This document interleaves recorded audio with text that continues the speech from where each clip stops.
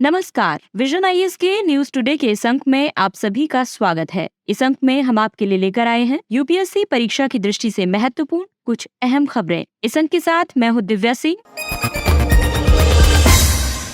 आइए सबसे पहले बात करते हैं इस अंक की हेडलाइंस के बारे में। भारतीय रिजर्व बैंक ने 2022-23 के लिए अपनी वार्षिक रिपोर्ट जारी की। इलेक्ट्रॉनिक्स और सूचना प्रौद्योगिकी मंत्रालय ने आईटी हार्डवेयर के लिए उत्पादन से संबद्ध प्रोत्साहन 2.0 योजना को अधिसूचित किया। एक भारतीय वैज्ञानिक के नेतृत्व में अंतर्राष्ट्रीय टीम ने एक अत्यधिक विशालकाय और सबसे सघन एक्सोप्लैनेट की खोज की। दिल्ली के पुराना किला स्थल पर नए उत्खनन से पूर्व मौर्य काल के साक्ष्य मिले। एशियाई विकास बैंक ने 2023-27 की अवधि के लिए भारत के लिए एक नई कंट्री पार्टनरशिप स्ट्रेटेजी शुरू की और वित्त वर्ष 2023 में भारत के प्राकृतिक गैस उपभोग में 6% की कमी दर्ज की गई। और आइए अब खबरों पर विस्तार से चर्चा करते हैं।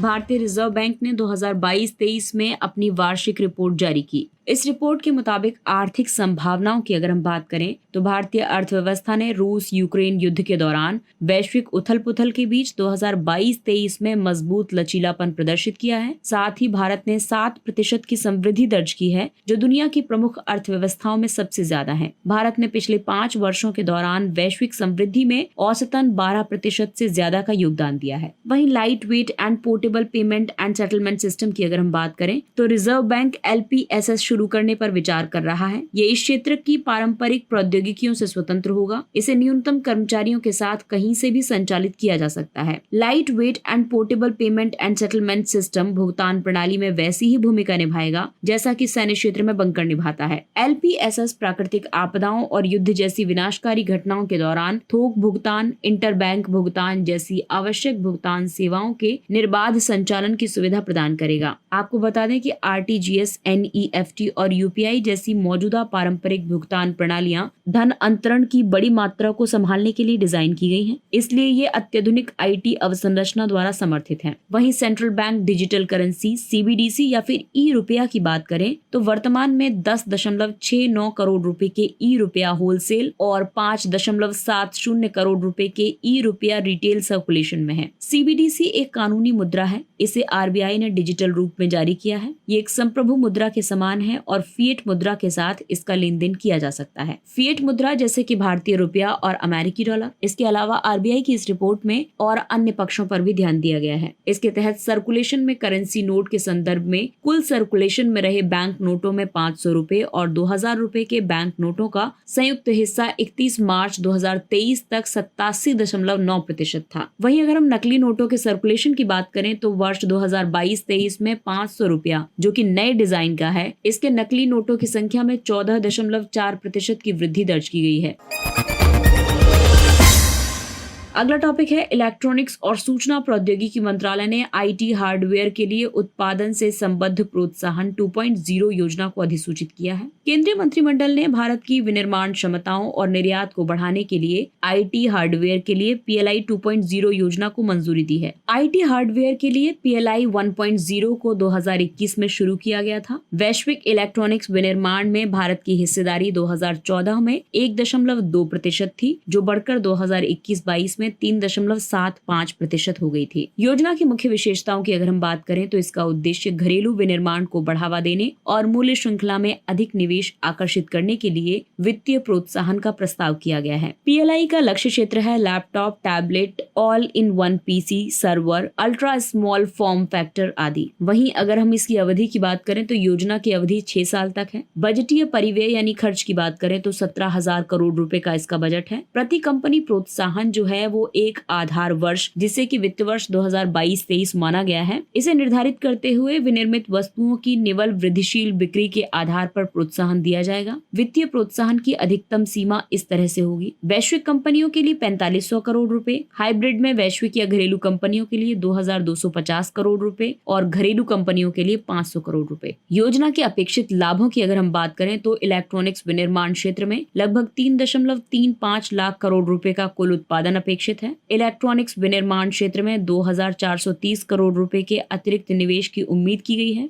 इससे प्रत्यक्ष 75,000 अतिरिक्त नौकरियां सृजित होंगी।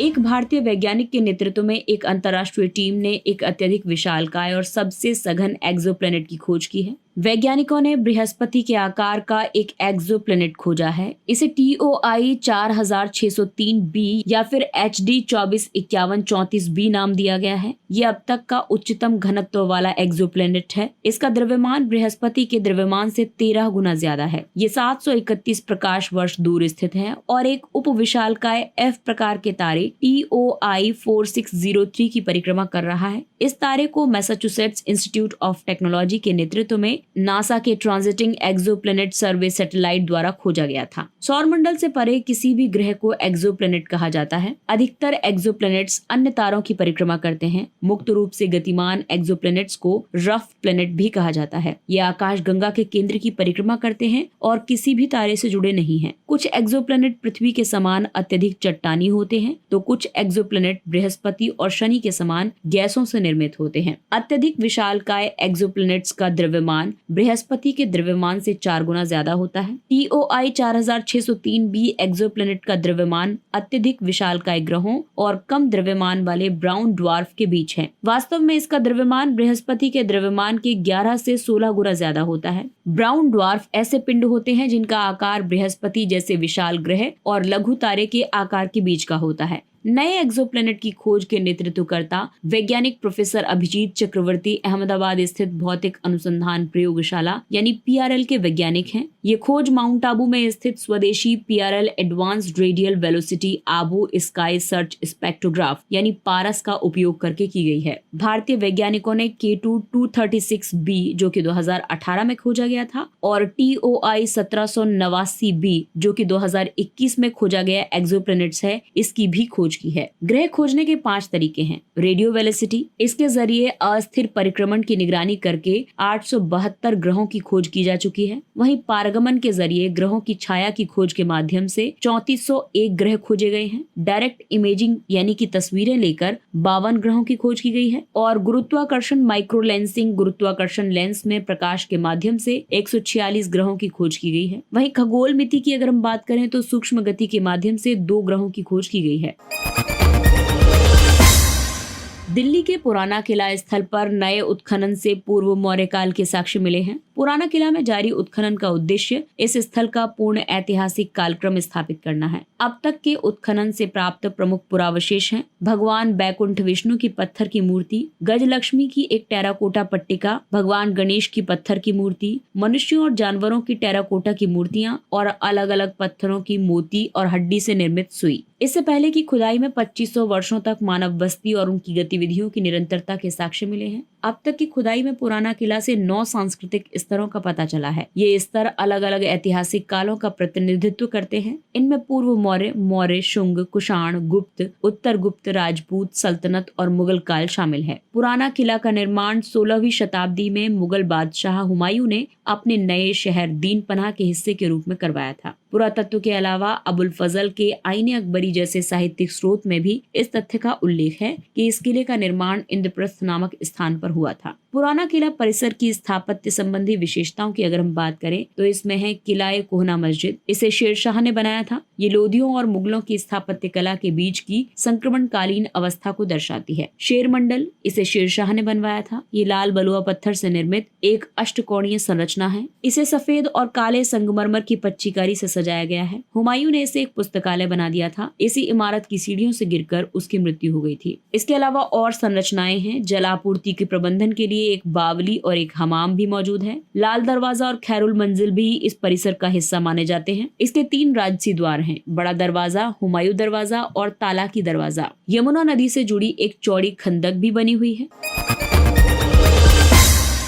और आइए बात करते हैं एशियाई विकास बैंक की। एशियाई विकास बैंक ने 2023-27 की अवधि के लिए भारत के लिए एक नई कंट्री पार्टनरशिप स्ट्रेटेजी शुरू की है। एडीबी वर्ष 2023-27 की अवधि में भारत में संरचनात्मक बदलाव और रोजगार सृजन में तेजी लाने, पर्यावरण अनुकूल समृद्धि को बढ़ावा देने और सामाजिक तथा आर्थिक समावेशन को मजबूत करने पर ध्यान केंद्रित करेगा। एडीबी ने दिसंबर 2022 तक भारत में सार्वजनिक क्षेत्र के ऋण, अनुदान और तकनीकी सहायता परियोजनाओं के लिए $52.6 बिलियन तथा निजी क्षेत्र में $8 बिलियन के निवेश के लिए प्रतिबद्धता व्यक्त की है। एडीबी की कंट्री पार्टनरशिप रणनीति की मुख्य विशेषताओं की अगर हम बात करें तो इसके 3 स्तंभ हैं। संरचनात्मक बदलाव और रोजगार सृजन में तेजी लाई जाएगी। इस लक्ष्य को लॉजिस्टिक्स उद्योग, शहरी कौशल विकास कार्यक्रमों के बीच अभिसरण के माध्यम से तथा एमएसएमईज को समर्थन प्रदान करके प्राप्त किया जाएगा। पर्यावरण अनुकूल समृद्धि को बढ़ावा दिया जाएगा। सामाजिक और आर्थिक समावेशन को मजबूत किया जाएगा। वहीं दूसरा है क्रॉस कटिंग थीम्स। इसके तहत घरेलू संसाधन को जुटाना, लैंगिक समानता और सामाजिक समावेशन को बढ़ावा देना, डिजिटलाइजेशन और नवाचार अनुकूलन प्रणाली को समर्थन तथा दक्षिण एशिया उप क्षेत्रीय आर्थिक सहयोग के माध्यम से क्षेत्रीय सहयोग और एकीकरण। इसके अलावा सासेक यानी कि साउथ एशिया सब रीजनल इकोनॉमिक कॉर्पोरेशन किसी परियोजना आधारित साझेदारी में बांग्लादेश, भूटान, भारत, मालदीव, म्यांमार, नेपाल और श्रीलंका को एक साथ लाता है। एशियाई विकास बैंक का मुख्यालय फिलीपींस के मनीला में है। एडीबी की बात करें तो इसकी परिकल्पना 1960 के दशक की शुरुआत में एक ऐसे वित्तीय संगठन के रूप में की गई थी जो एशियाई स्वरूप वाला हो, साथ ही विश्व के इस गरीब क्षेत्र में आर्थिक विकास और सहयोग को बढ़ावा दे। एडीबी का उद्देश्य सामाजिक और आर्थिक विकास को बढ़ावा देने के लिए ऋण, तकनीकी सहायता, अनुदान एवं इक्विटी निवेश प्रदान करके अपने सदस्यों और भागीदारों की सहायता करता है। इसके सदस्यों की संख्या 68 है। इसमें 49 देश एशिया और प्रशांत के हैं,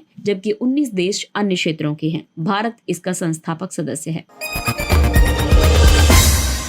वित्त वर्ष 2023 में भारत के प्राकृतिक गैस उपभोग में 6% की कमी दर्ज की गई है। उपभोग में कमी एनर्जी मिक्स में प्राकृतिक गैस की हिस्सेदारी बढ़ाने के भारत के लक्ष्य के समक्ष एक बड़ी चुनौती सिद्ध हो सकती है। भारत ने 2030 तक एनर्जी मिक्स में प्राकृतिक गैस की हिस्सेदारी को बढ़ाकर 15% करने का लक्ष्य निर्धारित किया है। प्राकृतिक गैस के महत्व को देखते हुए भारत गैस आधारित अर्थव्यवस्था की ओर बढ़ने के लिए कदम उठा रहा है। प्राकृतिक गैस कई रूपों में महत्वपूर्ण है। ये आर्थिक रूप से किफायती है। गैसोलीन और डीजल की तुलना में सीएनजी सस्ती है। ये जलवायु परिवर्तन को रोकने के लिए की गई प्रतिबद्धताओं को पूरा करने में मदद करती है। हालांकि प्राकृतिक गैस पर निर्भरता बढ़ाने के समक्ष कई चुनौतियां अभी भी मौजूद हैं, जैसे कि 1 दशक से अधिक समय से प्राकृतिक गैस का उत्पादन स्थिर रहा है। अक्षय ऊर्जा, कोयला और तेल जैसे ईंधन विकल्पों की कीमतों की तुलना में गैस की कीमतें स्थानीय उत्पादकों या उपभोक्ताओं दोनों को आकर्षित नहीं कर पाई हैं। यूक्रेन संकट की वजह से प्राकृतिक गैस बाजारों पर दबाव बढ़ गया है।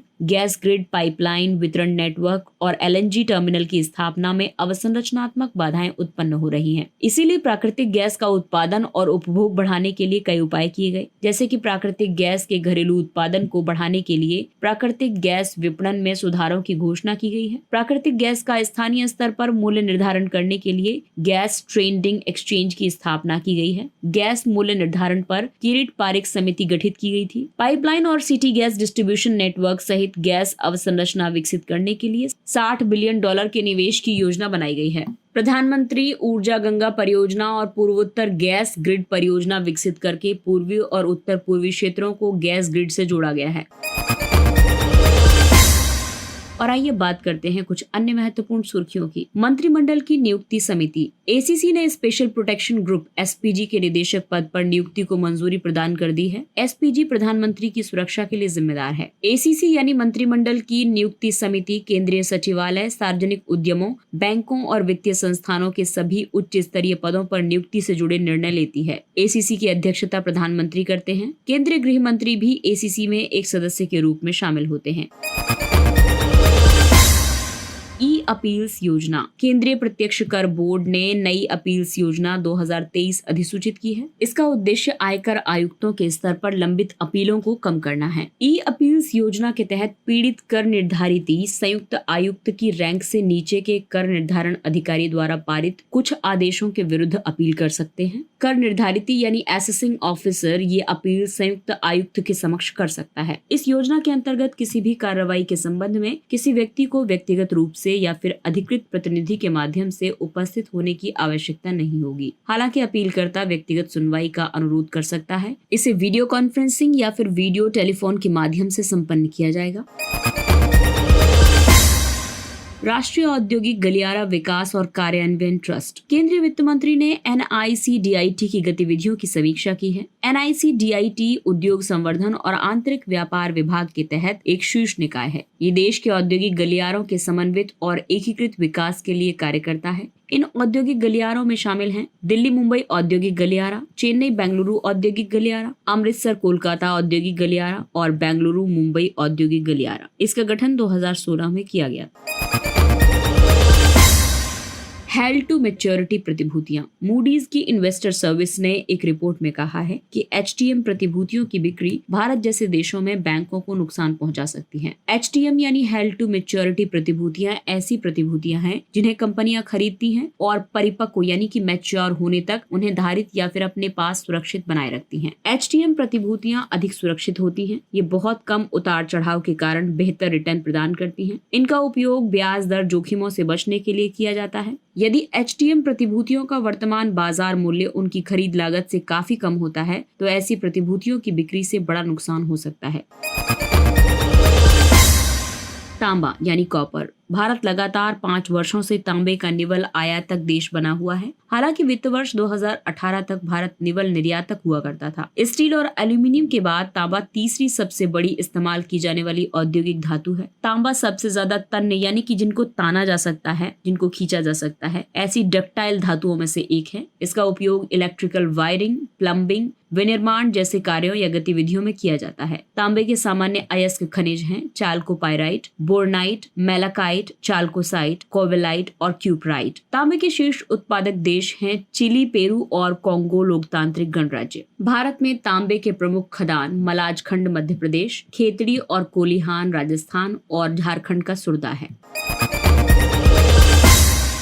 सिंधु नदी घाटी के झील तलछट से प्राप्त साक्ष्यों से 19,000 से लेकर 6,000 साल पूर्व की जलवायु परिवर्तनशीलता को समझने में मदद मिली है। सिंधु भारतीय उपमहाद्वीप की सबसे पश्चिमी नदी प्रणाली है। ये कैलाश पर्वत के उत्तरी ढलान पर स्थित बोखरचू ग्लेशियर से निकलती है। इसकी प्रमुख सहायक नदियां हैं झेलम, चिनाब, रावी, व्यास और सतलुज। अन्य सहायक नदियां हैं जिनमें जास्कर, सुरुंद्रास, श्योक, नुब्रा, शिगार, गिलगित आदि शामिल हैं। ये काराकोरम, लद्दाख, जांस्कर और हिमालयी श्रेणी के बहुत से हिमनदों और पर्वतीय ढलानों से होकर प्रवाहित होती है। लद्दाख में ये लद्दाख श्रेणी और जांस्कर श्रेणी के बीच एक लंबे और सीधे मार्ग का अनुसरण करती है। फ्लेवनॉल्स। एक हालिया शोध में ये पाया गया है कि फ्लेवनॉल्स की कमी आयु बढ़ने यानी कि वृद्ध होते जाने के दौरान होने वाली स्मृति लोप का एक प्रमुख कारण है। फ्लेवनॉल्स फ्लेवोनॉइड्स का एक प्रमुख वर्ग है। फ्लेवोनॉइड्स ऐसे अणु होते हैं जो एंटीऑक्सीडेंट, सूक्ष्मजीव रोधी, हेपेटोप्रोटेक्टिव, एंटी इन्फ्लेमेटरी और वैसोडिलेटेशन इफेक्ट जैसी जैविक गतिविधियों में भूमिका निभाते हैं। फ्लेवोनॉल्स विविध फलों और सब्जियों जैसे सेब, बेरियां, अंगूर, टमाटर और प्याज में पाए जाते हैं। ये परागण और बीज फैलाने वाले जीवों को आकर्षित करने में महत्वपूर्ण भूमिका निभाते हैं। शोधकर्ताओं ने ये पाया है कि फ्लेवोनॉल्स डेंटेड जाइरस पर विशिष्ट रूप से कार्य करके स्मृति को सुधारने में मदद करते हैं। डेंटेड जाइरस मस्तिष्क के हिप्पोकैम्पस के भीतर स्थित होता है। इसे स्मृति को बनाए रखने के लिए महत्वपूर्ण माना जाता है।